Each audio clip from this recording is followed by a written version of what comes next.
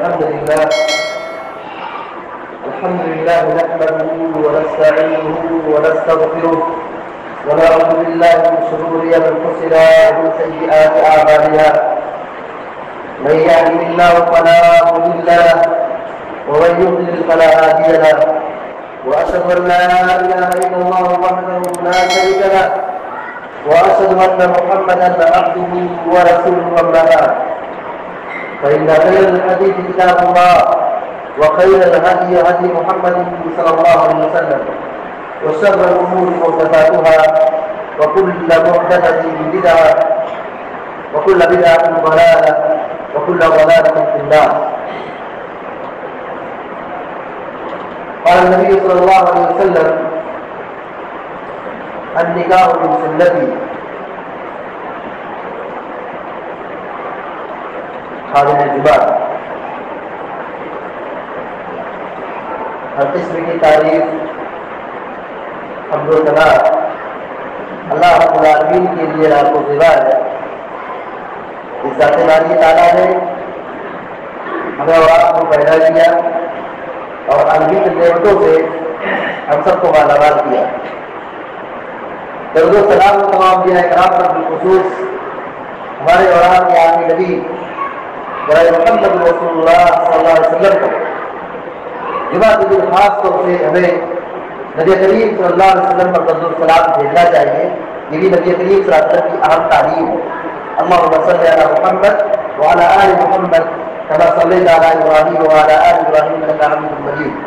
اللهم بارك على محمد وعلى آل محمد كما باركت على إبراهيم وعلى آل إبراهيم إنك حميد مجيد. حاضرین جمعہ، اس جمعے کے خطبے میں اسلام کی روشنی میں یہ بات بتائی جائے گی کہ شادی یا نکاح یہ ایک آسان چیز ہے، مگر لوگوں نے اس کو نہایت مشکل بنا دیا ہے. اس قدر مشکل بنا دیا ہے کہ اگر آج کی تاریخ میں کوئی آدمی اپنی بیٹی کی شادی کرنا چاہے یا ایک نوجوان شادی کرنا چاہے، اس کے سامنے ایک بہت بڑا پروسیجر، مہرنے کا خرچ، نکاح کا خرچ، ولیمے کا خرچ، اور اگر لڑکی کی شادی ہے تو پھر پوچھیے مت کتنے زیادہ اخراجات ہوتے ہیں. لیکن اسلام نے جس چیز کو آسان بنایا تھا ہمیں اس کو مشکل بنا دیا. اور زنا اور بدکاری، بے حیائی اتنی مشکل چیز تھی کہ آج لوگوں نے اس کو اتنا آسان بنا دیا کہ بڑے تو بڑے، بوڑھے تو بوڑھے چھوڑیے، غیر بالغ بچے بھی یہ کام کر بیٹھتے. آج چھوٹی اور معصوم بچی کی بچیاں بھی، نابالغ بچیاں بھی محفوظ نہیں ہے. آئے دن اخبارات میں اور نیوز چینل پہ یہ سنتے اور دیکھتے رہتے ہیں. ابھی بلوغت کی عمر تک نہیں پہنچی ہے لیکن اس کے ساتھ وہ کام ہو چکا ہے جو نہیں ہونا چاہیے. اس کو بیان کرنے میں آدمی کو شرم محسوس ہوتی ہے. اتنا بے حیث انسان ہوگا جو اس کے ساتھ ایسا ڈراؤنا کام اور یہ بدتمیزی اور یہ بے حیائی کا کام کرتا ہو. دراصل اس کی وجہ یہی ہے کہ سماج اور معاشرے کے اندر، مسلم سوسائٹی کے اندر نکاح جیسی آسان عبادت کو لوگوں نے مشکل بنا دیا. ہم اور آپ یہ سمجھتے ہیں کہ نکاح یہ ہماری ضرورت ہے، شادی کرنا، بیاہ کرنا یہ ہماری ضرورت ہے. بھائی بچہ بڑا ہو گیا، اپنے پیر پہ کھڑا ہو گیا، کمانے کے لائق ہو گیا، گھر سنبھال سکتا ہے، طاقت و قوت اس کے پاس ہے، تو لوگ اس کی شادی کرا دیتے ہیں. وہ آدمی شادی کو اپنی ضرورت سمجھتا ہے اور یہ یقیناً یہ زندگی کی ضرورت ہے.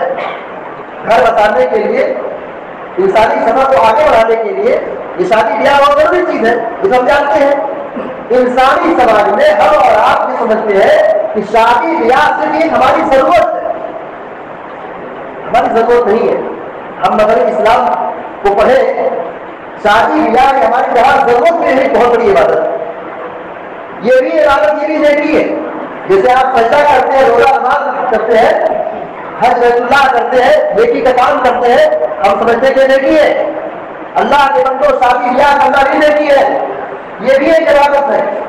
بیوی کے ساتھ اچھا سلوک کرنا، بیوی کے حقوق کو ادا کرنا، یہاں تک کہ بیوی سے ہم مستری نہیں کرنا، یہ بھی صدقہ، یہ بھی نیکی اور عبادت ہے. اللہ کے نبی علیہ السلام نے فرمایا تمہاری شرمگاہ بھی صدقہ ہے. صحابہ اکرام نے سوچا کہ آدمی اپنی خواہشات کو بھلاتا ہے, آدمی اپنی خواہش کو بھلاتا ہے, اپنی خواہش کو پوری کرتا ہے, ہم بستری کرتا ہے, کیا اس میں بھی صدقہ ہے؟ اللہ کے نبی علیہ السلام نے فرمایا ہاں اس کے اندر صدقہ ہے, یعنی وہ کام کرنے پر بھی نیکی ہے. کیوں نیکی ہے؟ آپ نے اس کی اولاد فرمائی. یہ آدمی حلال راستے پر آتا ہے, بیوی کے ساتھ اس کے حقوق کو ادا کرتا ہے, جو اس کے لیے نیکی ہے. اگر وہی آدمی غلط جگہ پہ جاتا ہے, اپنی شرمگاہ کا ناجائز استعمال کرتا ہے, غلط جگہ پہ اس کو خرچ کرتا ہے, کیا اس کو برا نہیں ملتا؟ صحابہ کرام کا کیوں نہیں اس کو برا ملے گا؟ اس سے غلط قدم اٹھایا, بہائی کا کام کیا, بدکاری کا کام کیا, پھر اس کو برا ملے گا؟ کیا ہے نہیں کہا کہ اس سے حرام راستہ اختیار کیا, صحیح جگہ پہ گیا, اسے نیکی اور ثواب بھی مل سکتا ہے. ہمیں یہ بات یاد رکھنی چاہیے کہ شادی بیاہ نکاح یہ ہماری جہاں ضرورت ہے وہی ایک بہت بڑی عبادت ہے. اسی کو اللہ کے نبی علیہ السلام نے فرمایا النکاح من سنتی, نکاح کرنا یہ میری سنت ہے. اور ظاہر ہے جب سنت پر چلے گا تو اس کو گناہ نہیں ملے گا, اس کو نیکی ملے گی. یہ عبادت سنت پر چلنا یہ عبادت ہے, یہ نیکی ہے. اللہ کے نبی علیہ السلام کی سیرت کو ہم پڑھیں.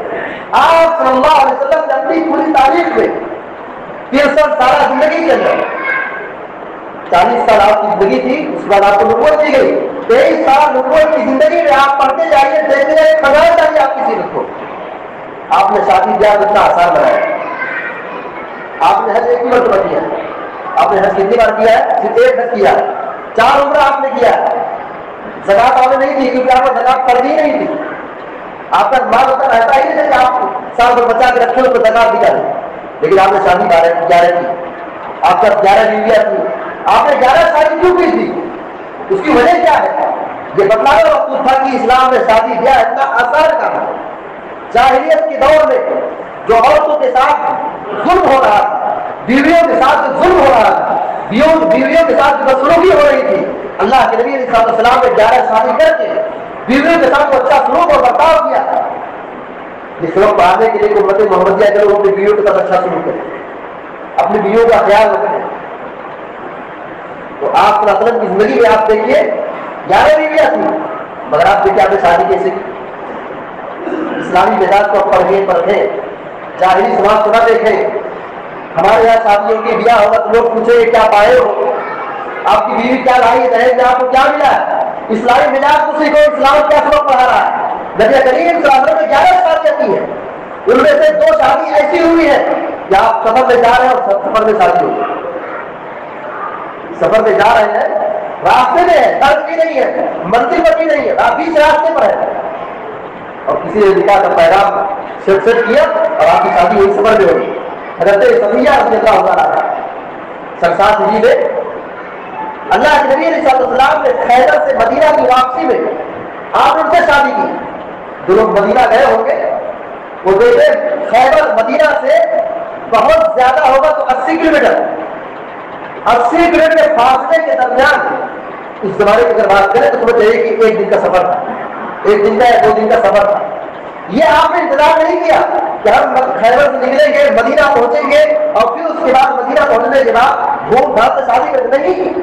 آپ سفر کے درمیان ہیں, نہ گھر میں نہ مدینہ میں ہے, نہ آپ مندر پر جہاں ٹھہرے ہوئے ہو وہاں بھی نہیں ہے, بیچ راستے میں چل رہے ہیں, مدینہ کی طرف آ رہے ہیں. شادی بیاہ کی بات آئی. اللہ کے نبی علیہ السلام نے سفر کے اندر شادی کی ہے. یہ ایسا کب ہو سکتا ہے جب آدمی سفر میں شادی کرے؟ ایسا کب ہو سکتا ہے جب انتہائی سادگی سے آدمی شادی کرتا ہے. امام الانبیاء ہے. اللہ تبارک و تعالیٰ اگر آپ کو نوازنا چاہے اور آپ دولت چاہے, اللہ تعالیٰ آپ کو خزانوں کی کنڈیاں دھکیل دیتا اور آپ کو دولت ادا کرتا. لیکن آپ نے ان سارے معیارات کو, ان ساری چیزوں کو, آپ نے جاہلیت کی ساری چیزوں کو اپنے پیروں پہ دبا دیا. یعنی جاہلیت میں جو چیز مشکل تھی, جو عورتوں پر ظلم ہو رہا تھا, جو اس کے ساتھ تعریفی ہو رہی تھی, جو اس کے حقوق کو پرور کیا جا رہا تھا, مہر کو نہیں دیا جا رہا تھا, وراثت اس کو محروم کیا جا رہا تھا, اس کے ساتھ جو حقوق جو تھے اسلام نے متعین کیا تھا, لوگ اس کے ساتھ ناانصافی کر رہے تھے. اللہ کے نبی علیہ السلام آئے, آپ نے جاہلیت کی ساری چیزوں کو اپنے قدموں سے غور کر کے ختم کر دیا اور ایک پاکیزہ تعلیمات دے دی کہ آپ کی جب چاہے اس کو اپنی زندگی میں آسانی کے ساتھ ادا کر سکتا ہے. تو میں یہ کہہ رہا تھا کہ اللہ کے نبی علیہ السلام نے 11 شادیاں کی اور اس میں سے ایک شادی حضرت صفیہ رضی اللہ تعالیٰ سے ہوئی اور آپ نے اس شادی کو سفر کے دوران کیا ہے. ایک دوسری شادی آپ کی ہوئی, حضرت میمونہ رضی اللہ تعالیٰ میمونہ رضی اللہ تعالیٰ عنہ جب آپ عمرہ کر کے مدینہ واپس آ رہے تھے، مدینہ آپ جب واپس آ رہے تھے، مقام شریف مکہ سے تقریباً مدینہ کے راستے سے 7-8 کلومیٹر کی دوری ہے، 7 یا 8 کلومیٹر کی دوری ہے مدینہ کے راستے سے. آپ مدینہ کی طرف روانہ ہو رہے ہیں. آپ نے راستے ہی روڈ سے شادی کی، راستے ہی آپ نے ان سے شادی کی. یہ بات سننا اور سمجھنا اور بولنا بہت آسان ہے، لیکن کیا اس کو کوئی عمل کر سکتا ہے؟ کہ آدمی رات چلتا جا رہا ہے، سفر پہ ہے، کسی نے اپنی بیٹی پیش کی، کسی نے اپنی بہن پیش کی، ہم تیار ہوئے شادی کر لیے، کیا ہم ایسا کر سکتے؟ آج صورتحال یہ ہے کہ شادی لگ گئی تو ابھی خالہ تیار نہیں ہے، اب بھائی تیار نہیں ہے، چچا ابھی سعودی سے آنے والے ہیں، پھوپھی وہاں سے آنے والی ہے، وہ سب لوگ آ جائیں گے، سب لوگ تشریف لائیں گے، تب شادی رچائی جائے گی. اسلام کا معیار یہ ہے، اسلام کا قانون یہ ہے، اسلامی تعلیمات یہ ہے کہ جب بچہ بلوغت کی عمر تک پہنچ گیا اور وہ شادی کے قابل پہنچ چکا ہے، ماں باپ کی پہلی ذمہ داری بنتی ہے اس کی شادی کرا دیں. ماں باپ کی پہلی ذمہ داری بنتی ہے کہ اپنی بچوں کی شادی کرا دیں، اپنے بیٹوں کی شادی کرا دیں. یہ ماں باپ کی ذمہ داری. اگر ماں باپ اس ذمہ داری کو نہیں ادا کرتے ہیں اور دیکھ رہے ہیں کہ ہمارا بچہ غلط قدم پر جا رہا ہے، وہ برا راستے میں جا سکتا ہے، وہ بچی بھاگ سکتی ہے، وہ بچہ چاہے غلط قدم اٹھا سکتا ہے، گہرائی راستے میں چل سکتا ہے، اور ماں باپ اس اپنی نگاہوں کے سامنے تب دیکھ رہے ہیں، تو جیسے بچہ گنہگار ماں باپ کی گنہگار، جیسے بیٹا گنہگار ویسے ماں باپ کی گنہگار. اس لیے ذمہ داری بنتی ہے کہ ہم اسلامی شادی کو سمجھے. صحابہ اکرام شادیاں کیسے کرتے ہیں؟ یہ بڑے مشہور صحابی ہے عبدالرحمن بن عوف رضی اللہ تعالیٰ عنہ، مالدار صحابی. یہ کہا جائے مدینہ کی لوکیشن میں مالدار صحابہ اکرام میں حضرت عبدالرحمن بن عوف کا نام بھی آتا ہے، ان کا نمبر بھی آتا ہے. حضرت عثمان بن عفان رضی اللہ تعالیٰ مالدار صحابہ ہے، حضرت عبدالرحمن بن عوف رضی اللہ عنہ مالدار صحابہ ہے. تو عبدالرحمن بن عوف کی شادی ہو گئی، نکاح ہو گیا، اور اللہ کے نبی کو کچھ پتہ نہیں.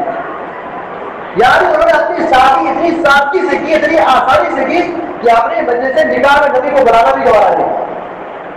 ہم اور کیا ہے، ہمارا مزاج کیا ہے؟ ہم اپنی شادی فلاں کو دعوت نہ دیں، فلاں کو اپنے نکاح میں نہ بلائے تو ناراض ہو جاتے ہیں، کہتے ہم کو نہیں پوچھا، ہم کو نہیں بلایا.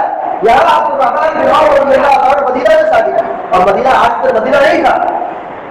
مدینہ منورہ کی جو پوری آبادی تھی، جو مسجد نبوی دیتے ہیں، مسجد نبوی کی جو پوری عمارت ہے، جو پوری آبادی ہے، اتنا ہی نبی کے زمانے کا مدینہ تھا. اس چھوٹی سی بستی میں عبدالرحمن بن عوف کی شادی ہو گئی، اور اللہ کے نبی علیہ السلام کو خبر نہیں ہے. جب نبی سے ملاقات ہوئی اور ان کے چہرے پہ زردی دیکھی، یعنی شادی کی علامت دیکھی، پوچھا یہ کیا ہے؟ کہا کہ میں نے شادی کی ہے. اللہ کے نبی علیہ السلام نے کیا جواب دیا؟ کہا کیا دیے ہو؟ پوچھا کیا دیے ہو؟ ہم پوچھیں گے کیا پائے ہو؟ یہ حکمتوں کی پہچان ہے. آدمی رمضان میں جا کے زکات مانگے اچھا ہے، زکات کا پیسہ اور بچہ کا نظر آ کے ہاتھ پھیلا کے مانگنا یہ بہتر ہے. اس سے بھی آدمی کہے کہ مجھے یہ دے دو، شادی مجھے یہ دے دو، اس کو اتنا بیلنس چاہیے، اتنا سامان چاہیے، چیز چاہیے. ارے اس جہیز مانگنے سے بہتر ہے کہ آدمی زیادہ کسی کے سامنے ہاتھ پھیلا لے، بھیک مانگ لے، صدقہ مانگ لے، زکات مانگ لے، یہ اچھی چیز ہے. بڑی تو اس کے کہ آدمی دوسرے کے سامنے ہاتھ پھیلا ہے. جہیز مانگے.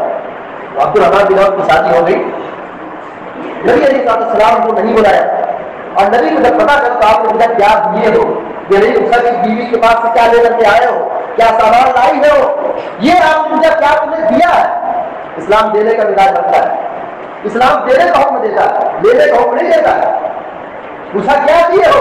کہا میں نے اپنی بیوی کو مہر میں ایک کھجور کی گٹھلی کے برابر سونا دیا ہے. یعنی مہر کے اندر کیا دیا ہے؟ کھجور کا جو دانا ہے، اس دانے کی مقدار جو سونے کا جو وزن ہو سکتا ہے اتنا میں نے اپنی بیوی کو مہر میں دیا ہے. آپ نے کہا ٹھیک ہے چلو تم نے مہر ادا کر دیا ہے، اب تمہاری دوسری ذمہ داری ہے چلو ولیمہ کرو. شادی کر لیے، بہت اچھی بات ہے، لیکن ولیمہ کرنا بہت ضروری ہے. آپ نے کہا آؤ نہیں بولو اس طرح کی، کہا تم ولیمہ کرو، جب سے ایک بکری کیوں نہ ہو، ولیمے کی ترغیب دی، پھر انہوں نے ولیمہ کرا. یہاں بتانا مقصود کیا ہے کہ عبدالرحمن بن عوف رضی اللہ تعالیٰ عنہ مالدار صحابی ہے، مگر انہوں نے اپنی شادی نہایت سادگی سے کی. نبی کریم صلی اللہ علیہ وسلم کی 4 بیٹیاں تھیں، بیٹے نہیں تھے، بیٹے تھے بچپن ان کا انتقال ہو گیا. آپ نے اپنی بیٹیوں کی شادی کیسے کی؟ ہمارے لیے ہمارے پاس بہت بیٹیاں ہے، ہم اس مزاج کو سمجھے. نبی کریم صلی اللہ علیہ وسلم کے پاس 4 بیٹیاں تھیں.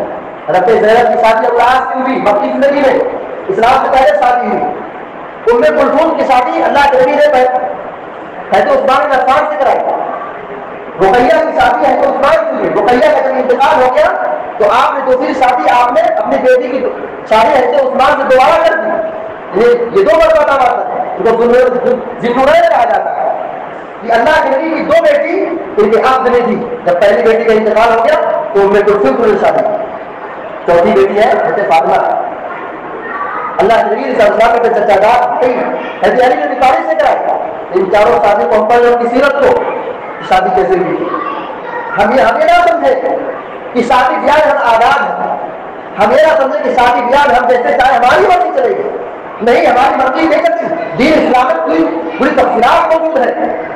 ہم کو کیسے رہنا, کیسے سونا, کیسے پیشاب پاخانہ کرنا, کیسے بیوی کے ساتھ رہنا, کیسے شادی کرنا, کیسے کمانا ہے, کیسے نماز پڑھنا, کیسے زکات دینا, کیسے حج کرنا ہے. زندگی کے تمام مشتملات میں, زندگی کے تمام امور میں, چاہے شادی کا مسئلہ ہو, چاہے تجارت کا مسئلہ ہو, چاہے طلاق کا مسئلہ ہو, چاہے عورت کا مسئلہ ہو, چاہے وراثت کا مسئلہ ہو, زندگی کے ہر موڑ پر اسلام ہماری رہنمائی کی ہے. اگر ہم یہ سمجھتے ہیں کہ شادی بیاہ میں ہم بالکل آزاد ہیں, اسلام سے کوئی لینا دینا نہیں ہے, یہ ہماری بھول ہے, یہ ہماری نادانی ہے, ہماری جہالت ہے. شادی بیاہ کے مسئلے میں بھی ہمارے اوپر یہ ذمہ داری ہے کہ ہم اپنی شادی اسلام کے طریقے کے مطابق کریں. ایک صحابی حضرت جابر رضی اللہ عنہ ہے, ایک جنگ سے آپ واپس آ رہے تھے, ابھی ان کی نئی شادی ہوئی تھی تو گھر جلدی بھاگ رہے تھے. یعنی اپنی سواری کو مدینہ سے قریب تیزی کر رہے تھے, آگے بڑھ رہے تھے. اللہ کے کار ہوگا ادھر جا رہا ہے, ٹھیک ٹھاک ہے معاملہ. کہا میں نے شادی کی, میں نے شادی کی ہے, میں گھر جا رہا. اللہ کے لیے پوچھا تم نے کماری عورت سے شادی کی ہے, مطلقہ سے شادی کی, کیسی ہو عورت؟ بتایا نہیں, مطلقہ سے شادی کی. یعنی وہ پہلے اس کی شادی ہو چکی تھی, وہاں جس کو چھٹکارا دے دیا تو میں اس عورت سے شادی کی. یہاں بتانا سے مقصود ہے کہ صحابہ اکرام شادی بیاہ کے مسئلے میں یہ نہیں دیکھتے تھے کہ مطلقہ ہے کہ سجدہ ہے. یہ عورت یہ اس کا شوہر مر چکا ہے, یا اس کو طلاق دے دیا گیا ہے, یا پھر یہ کماری عورت ہے. جہاں اس کو شادی کا پیغام آ جاتا تھا اور یہ محسوس ہوتا کہ عورت اچھی ہے, یہ عورت دیندار ہے, ایماندار ہے, اخلاق مند ہے, تو پھر اس کے ساتھ اس کی شادی ہو جاتی ہے. یہ معیار نہیں لگی کہ کیا خوبصورت ہے, یہ لمبی چوڑی ہے, یہ موٹی ہے, یہ بڑا مالدار ہے, یا کماری ہے. یہ معیار تھا ہی نہیں, یہ معیار تھا ہی نہیں. معیار یہ تھا کہ دین کو اپنایا جائے. عورت دیندار ہے کہ نہیں دیندار؟ کیونکہ عورت جب دیندار بن کر آئے گی, بیوی اگر دیندار ہوگی, ایماندار ہوگی, اخلاق مند ہوگی, اس کی نسل بھی ایماندار ہوگی, اس کی نسل, اس کی اولاد بھی نیک ہوگی. لیکن اگر عورت ناکارہ ہے, یاد رکھو جملہ بڑا طبق ہے, اگر عورت ناکارہ ہے اس کے سامنے پرورش پانے والا بچہ بھی ناکارہ ہی ہوگا, نافرمان ہی ہوگا, جاہل ان پر گوار ہوگا. یاد کریں اس لیے کہ ماں کی گود یا بچے کا سب سے پہلا مدرسہ ہے, اور سب سے پہلے معلمہ ہے. وہی سکھائے گی, وہی بتائے گی, وہی کھانے پینے کا ادب بتائے گی. اللہ کے نبی صلی اللہ علیہ وسلم نے شادی بیاہ کے مسئلے صاف فرمایا ہے. کہا تم تو حرمت الاربعین, عورت سے شادی 4 وجوہات کی وجہ سے کی جاتی ہے. لمالها ولجمالها ولحسبها ولدینها فاظفر بذات الدین تربت یداک. کہتے ہیں کہ عورت کی شادی 4 وجوہات کی وجہ سے کی جاتی ہے. پہلی چیز کیا ہے؟ اس کے مال کو دیکھا جائے. یعنی کچھ لوگ مال دیکھتے ہیں, عورت مالدار ہے شادی کر لیتے ہیں. کچھ لوگ خاندان دیکھتے ہیں, اسی خاندان کی شادی کر لیتے ہیں. کچھ لوگ اس کی خوبصورتی دیکھتے ہیں کہ عورت خوبصورت ہو کے شادی کر لیتے ہیں. کچھ لوگ ہیں جو عورت کی شادی کرتے اس کا دین دیکھتے, اس کا اخلاق دیکھتے, اس کا کریکٹر دیکھتے. آپ نے کہا تم اس کے اخلاق کو دیکھو, اس کے دین کو دیکھو. اگر وہ دیندار ہے اس سے شادی کر لو, ورنہ یاد رکھو تمہارے ہاتھ ٹوٹ جائے, تمہارے ہاتھ ہلاک ہو جائے. تم دین کو ترجیح دو, شادی بیاہ میں ترجیح بھی ہونا چاہیے, خوبصورتی نہیں. یہ عورت کا چہرہ جو خوبصورت نظر آ رہا ہے, یہ 2 سال میں اس کا حکم ختم ہو جائے گا. لیکن اگر خوبصورت ہوگی, نیک عورت ہوگی, اخلاق والی عورت ہوگی, وہ زندگی بھر وہ اخلاق مند بھی رہے گی, اس کی اولاد بھی, اس کے بچے بھی اخلاق مند رہیں گے, نیک پیدا ہوں گے. اللہ تعالیٰ کو ایسی ضرورت پیدا کرے گا جو دین کی خدمت کرے گا اور دین کی داعی کرے گا. اللہ کے نبی صلی اللہ علیہ وسلم نے نوجوانوں کو ترغیب دی ہے یا معاشر الشباب من استطاع منکم الباء فلیتزوج، کہا جو اے نوجوانوں کی جماعت جو شادی بیاہ کی طاقت رکھتے ہیں، ان کے اندر شادی کی طاقت ہے، مال کے اعتبار سے، جسمانی قوت کے اعتبار سے، ان کی پہلی ذمہ داری بنتی وہ شادی کر لے، ان کی پہلی ذمہ داری بنتی وہ شادی کر لے، فلیتزوج، چاہے وہ شادی کر لے، شادی ضروری ہے، یہ جہاں ہماری ضرورت ہے وہی کہ ہمارے دین کا ایک حصہ بھی ہے، ہمارے دین کا ایک بنیادی حکم بھی ہے. کیوں؟ آپ نے اس کا فلسفہ ہوتا ہے، شادی کا فائدہ ہوتا ہے. فریم النصب وعقد الفرج، کہا یہ شادی کرنے سے نگاہ پست ہو جاتی ہے، آدمی کی آنکھیں گھر میں نہیں بھرتی ہے، اور یہ شرمگاہوں کی حفاظت کرتی ہے، شرمگاہوں کی حفاظت کرتی ہے. آپ بتائیے اگر ہم شادی بیاہ کو مشکل بنائیں گے تو ہمارے نوجوانوں کی آنکھیں محفوظ نہیں رہیں گی، ہماری اولاد کی آنکھیں محفوظ نہیں رہیں گی، ہماری بہن بیٹیوں کی آنکھیں محفوظ نہیں رہیں گی. آج دنیا میں وہ ہو رہا ہے جو میں بیان نہیں کر سکتا ہوں. ہماری بہن ہماری بیٹی گاؤں میں رہتی تھی اور بھاگ گیا، بتاؤ وہ اس ماں باپ کو کیا ضرورت ہے؟ وہ بھاگی کیوں ہے؟ اس کی آنکھ محفوظ نہیں تھی، اس کا کردار محفوظ نہیں تھا، اس کی عزت محفوظ ہم نے خود نہیں کی، اس کی جان و مال کی عزت احترام ہم نے خود نہیں کی. ہم نے اس کو بے پردہ گھر سے باہر کیا، سائیکل چلا کے وہ باہر نکلتی ہے، بائک چلاتی ہے، باہر نکلتی ہے، میک اپ کر کے جاتی ہے، ہم اس کی عزت کی پرواہ نہیں کرتے ہیں. اور جب ہم نے اس کی شادی تعمیر جو بھاگ گئی تو ہم خود کے آنسو ہوتے. دیکھا کیا ہوگا جس کی بیٹی بھاگ جائے اور اپنی بیٹی کی حفاظت نہ کر پائے، اپنے بچوں کی حفاظت نہ کر پائے، یہ بہت بڑی ذمہ داری ہے. اللہ کی باتوں اس کو سمجھو، یہ سونے اور چاندی یہ بہت ہلکی چیز ہے، یہ اولاد یہ بچے اور بیٹیاں یہ ہمارے لیے بہت بڑی نعمت ہے، بہت بڑی قیمت ہے، بہت بڑی دولت ہے. کیونکہ اگر آدمی کے پاس مال ہے تو سونا چاندی خرید سکتا ہے، لیکن جو بیٹی گھر سے نکل گئی، جو اولاد ہاتھ سے نکل گئی، اسے آپ سامان نہیں سکتے. شادی بیاہ سے شرمگاہ کی حفاظت ہوتی ہے، شادی بیاہ سے شرمگاہ کی حفاظت ہوتی ہے. شرمگاہ کی بات اس وقت ہوتی ہے جب ہم شادی کو آسان بنائیں. جب ہمارے بچوں کی شادیاں 30-40 کے بعد ہوگی، اس زمانے کا ایک حصہ گزر جائے گا. ہماری بیٹی اور بہن کی شادی 25 اور 35 سال میں ہوگی، 30 سال میں ہوگی. بلوغت کی عمر کے ایک دہائی گزرنے کے بعد، 10-5 سال گزرنے کے بعد اس کی ہم شادی کرائیں گے، اس کی شرمگاہ محفوظ نہیں رہے گی، اس کی عزت محفوظ نہیں رہے گی. اسلام نے جو جامع سبق پڑھایا تھا وہ عزت اور وفاداری کا، اخلاق کا، تو وہ اس میں یہی ہے کہ آدمی شادی بیاہ کے مسئلے میں بالکل داخل ہے. آج بہت سارے لوگ کہتے ہیں کہ ہمارے گھر میں بیٹی ہے، ہمارے گھر میں جوان بیٹا ہے، اس کی شادی کی آپ دعا کیجیے، شادی بیاہ کے لیے دعا کراتے ہیں، شادی بیاہ کے لیے دعا کراتے ہیں. بات تعجب ہوتا ہے، آپ اسلامی تاریخ کو کھڑا دیجیے کہ کسی بھی آدمی نے نہیں کہا تھا کہ میرے پاس 4 بیٹیاں ہیں، اس کی شادی کے لیے بڑا مشکل نہیں ہوگا، دعا کیجیے. شادی بیاہ اتنا آسان تھا، اتنا آسان تھا کہ آدمی سفر میں ہوتا تھا شادی ہو جاتی. آدمی گھر میں 4 لڑکی ہوتی، اس کے 10 لوگ اس کو چاہنے والے ہوتے تھے، نکاح کا پیغام دینے والے ہوتے تھے، باپ پریشان ہوتے تھے کس سے شادی ہو. لیکن آج کا ماحول ایسا ہو چکا ہے، لوگوں نے اتنا مشکل بنا دیا ہے، اتنا مشکل بنا دیا ہے، اتنا مشکل بنا دیا ہے. ایسے سے معیارات اس کا کیا معیارات بتائیے کہ ایک آدمی شادی کرنا چاہتا ہے، ایک آدمی ایک نوجوان شادی کرنا چاہتا ہے، اس کے گھر والے جائیں گے، اس کے گھر والے جائیں گے، کھا پی کر کے دے کر کے آئیں گے. جو لڑکا شادی کرنے والا وہ نہیں دیکھتے ہیں، عجیب جہاں عجیب و غریب جہاں یہ لوگ دیکھ کے آئے ہیں، ان کو پسند ہے، لیکن جب وہ تصویر آئے گی تو کہنے لگے گا مجھے نہیں پسند، لڑکا یہ لوگ کیوں کہیں گے؟ یہ غلط طریقہ جس سے زندگی اس کے ساتھ ہمیشہ رہتا ہے. وہ نوجوان خود جا کر دیکھ کر جائے، اسے پسند شادی کر جائے، نہیں پسند ریجیکٹ کر. کہ ہماری بہنیں، ہماری مائیں، ہماری خالہ پھوپھیاں، پڑوس کی گاؤں کی 10 عورتیں جائیں گی، اچھا کھانا کھا کے آئے گی، اور پھر کہے گی عورت کو اچھی ہے، لڑکی کو اچھی ہے، مگر اس کو چائے دینے کا طریقہ نہیں معلوم، اس کو بات کرنے کا طریقہ نہیں معلوم، اس کا پجامہ ایسا تھا، اس کا کرتا ایسا تھا، اس کی زبان ایسی تھی، چہرہ بڑا خوبصورت تھا، لیکن اس کا کپڑا پیڑا تھا. 10 لوگ دے جائے کھائیں گے، 10 آدمی کا کھانا بنے گا. ایک عورت کو 10 لوگوں نے دیکھا، پھر اس کے بعد 2 لوگ آئے، ریجیکٹ کر دیا، تیسرے آئے ریجیکٹ کر دیا. بتاؤ بچی پر کیا گزرتی ہے؟ بتاؤ اس ماں باپ پر جو جس سے کہ یہ پریشان ہوتے کیا گزرتا ہے؟ ماں باپ کیسے معیارات ہم نے بنا رکھی ہے، ہم نے کیسے اس کو ایسی شرائط بنا کر رکھی ہے. یہ سب جائز چیز ہے. ہم کو شادی کرنی ہے، آپ کی بیٹی ہے، آپ کا لڑکا ہے، خدا کی بیٹی ہے، یہ دونوں آپس میں دونوں کو دیکھ لیں. یہ نہ باپ کے لیے جائز نہیں, ممبر سے کہہ رہا ہوں, ممبر رسول سے کہہ رہا ہوں کہ باپ کے لیے جائز نہیں بجا کر کے اپنی بہو کو دیکھے.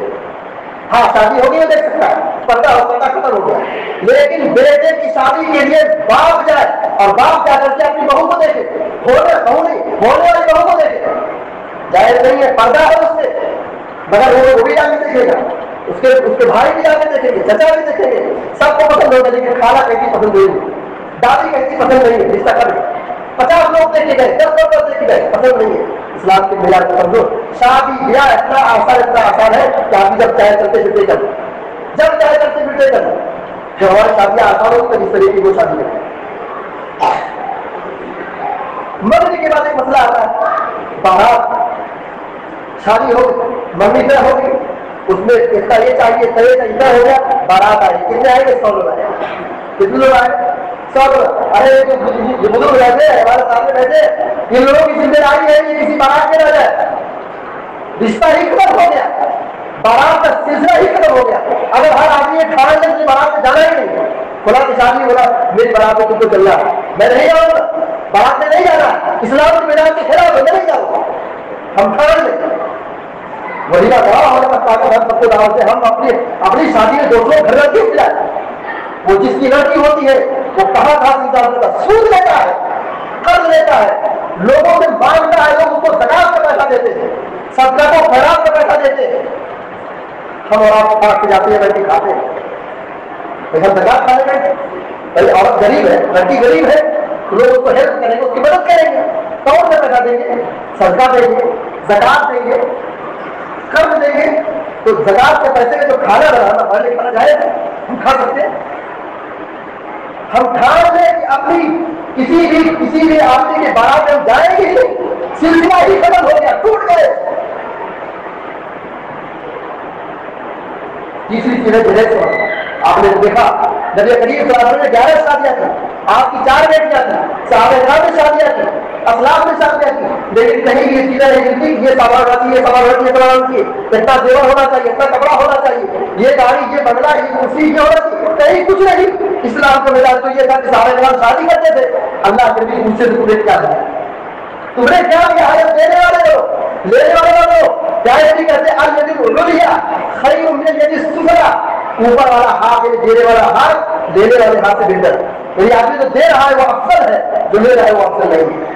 تو کوشش کرو کہ دو, کوشش کرو کہ خرچ کرو, یہ بات کرو کہ مانگنے والے بن جاؤ, سمیٹنے والے بن جاؤ, لینے والے بن جاؤ. کوشش کرو کہ اپنے ماں کے دوسروں کا فائدہ پہنچاؤ. تو صحابہ کرام شادیاں کرتے تھے, اللہ کے لیے پوچھتے تھے تمہیں کیا دیا ہے, یہ دینے کا مزاج تھا شادیوں میں. ایک آخری بات ختم کرنا چاہتا ہوں, وقت کافی زیادہ ہو رہا ہے. اسلام میں شادی بیاہ کے لیے لڑکی پر کوئی خرچ نہیں ہے, لڑکی پر کوئی خرچ نہیں ہے, سارا خرچہ بچے کا, سارا خرچہ بچے پر, لڑکی پر 1 پیسے کا خرچ نہیں ہے, 1 پیسے کا خرچ نہیں ہے. ماں باپ اپنی خوشی سے مطلب 2-4 جوڑا کپڑا کھلا دے, کچھ دے دے, الگ بات ہے, لیکن بہن بیٹی بہن اس کے اوپر کوئی 1 پیسے کا خرچ نہیں ہے. سارا خرچہ دلہے کا ہے, لڑکے کا ہے, سب کا ہے. شادی ہو گئی, شادی نکاح ہو گیا, اس کا سارا خرچہ سب کی ذمہ داری. یہ بینک سے فون جائے, یہ چاہیے, وہ چاہیے, دہیج میں یہ چاہیے, بیٹی کی طرف سے کوئی خرچ نہیں ہے. اسی لیے اسلام نے کہا کرے اللہ کے بندو, جو آدمی اپنی 2 بچوں کی پرورش کرنے جائے, 1 بیٹی کی پرورش کرنے جائے, 1 بہن کی کفالت کرنے جائے اور اس کی شادی بیاہ کرا دے, اللہ کے لیے اس کے لیے جنت ہے. اور آج بھائی بیٹوں کیا ہے, بچی ماں کے پیٹ میں ہی ہوتی ہے. لوگ اس سارے اخراجات کو دیکھ کر کے ڈر جاتے, کہا کرتے کہ میری بیوی کے پیٹ میں بچی پرورش پا رہی ہے, لوگ کیا کرتے ہیں ہمارا تعلق کرا دیتے ہیں. مار مختلف گرافی اور دوائیوں سے اور اس کو کیا ہے دوائیوں سے اور زہریلی چیزوں سے بچی کو اس کی ماں کے پیٹ میں ہی ختم کر دیتے. اور وہ پیدا ہو گئی نہیں پتا چلا تو اس کو کیا گلا گھونٹ دیتے. جاہلیت کی زندگی میں تبسم تو یہ ہوتا تھا کہ جب بچی پیدا ہوتی تھی تو باپ اپنا چہرہ بگاڑ لیتا تھا اور اس کو جا کے کسی کا ڈھیر پھینک دیتا تھا اور دفن کر دیتا تھا. اور ہمارے یہاں شہروں کی حالت کیا ہے, بچی اگر پرورش پا رہی, پتا چل گیا اسمارٹ فون کی وجہ سے کہ ماں کی پیٹ میں بچی پرورش پا رہی ہے, تو اس کا استعمال ثابت کرا دیا جاتا ہے. یہ بہت بڑا قتل ہے, یہ بہت بڑا گناہ ہے. اللہ کے نبی صلی اللہ علیہ وسلم نے بیٹیوں کی پرورش کو عبادت قرار دیا، کہا جس کے پاس 3 بیٹیاں ہو 2 بیٹیاں ہو وہ آگے اپنی بیٹیوں کی صحیح پرورش کر لیا، اس کو دین اخلاق سکھایا، اس کی شادی کر دی، اور شادی کا کوئی خرچ باپ کو نہیں ہے، سارا خرچہ اس کے داماد کا، اس کے شوہر کا، اپنی بیٹی کے شوہر کا، یہ کا کام ہو جائے۔ اللہ کے نبی صلی اللہ علیہ وسلم نے کہا یہ باپ کے لیے، ماں باپ کے لیے یہ بیٹی کا ہے، یہ جہنم کی آگ کا حصہ ہے، جہنم کی آگ سے بچانے والی ہے۔ مگر ہمارے گھروں میں بیٹیاں بوجھ بڑھ رہی ہے، پہلے بوجھ بڑھ رہی ہے، ماں باپ کو نیند نہیں آ رہی ہے، ماں باپ ٹینشن میں پریشان ہے کہ ہماری بچی کا رشتہ کب ہوگا، اس کے لیے 5 لاکھ 10 لاکھ، اس کے لیے 1 لاکھ کہاں سے نیند نہیں آ رہی۔ میں بیٹیوں بہنوں کی ساتھ تاخیر ہو رہی ہے، اتنے لوازمات ہونا چاہیے، اتنی چیزیں ہونی چاہیے، اتنا سامان ہونا چاہیے، اتنا جہیز ہونا چاہیے، اتنا بیلنس ہونا چاہیے، اتنے باقیوں میں کھانے کا انتظام ہونا چاہیے۔ یہ سارا ٹینشن باپ سوچ کر کے اس کو نیند نہیں آتی، ماں باپ کو نیند نہیں آتی۔ اس لیے ہم سب کی ذمہ داری ہوتی ہے کہ ہم نکاح اور شادی کو نہایت آسان بنائیں، اسلامی سیرت کو پڑھیں، اسلامی تاریخ کو پڑھیں، اسلام میں شادی بیاہ کا تصور کیسا ہے۔ اگر ایسا ہم عمل کریں گے اسلامی طریقے کے مطابق، اللہ تعالیٰ جوڑے برکت دے گا، برکت ڈال دے گا۔ کیا نبی صلی اللہ علیہ وسلم کہتے ہیں آپ نے بتایا خیر النکاح ایسا ہو، سب سے بہترین نکاح جو جس میں کم خرچ ہو، جو سب سے زیادہ آسان ہو۔ دوسری حدیث میں آپ نے بتایا ان عظم البرکۃ ایسا ہو، کہا سب سے اچھی شادی برکت کے ساتھ سب سے بڑی وہ ہے جس میں کم پیسہ خرچ ہو۔ شادی کو آسان بنائے، ذرا کو مشکل بنا دے کہ ہمارے سماج میں ذرا کا خاتمہ ہو جائے۔ رب العالمین دعا کرنا چاہتا ہوں کہ اس سے زیادہ عمل کرنے کی توفیق عطا فرمائے، آمین یا رب العالمین۔ اقول قولی هذا واستغفر الله لي ولكم واستغفروه انه غفور رحيم، وصلى الله على نبينا محمد وعلى اله وصحبه وسلم۔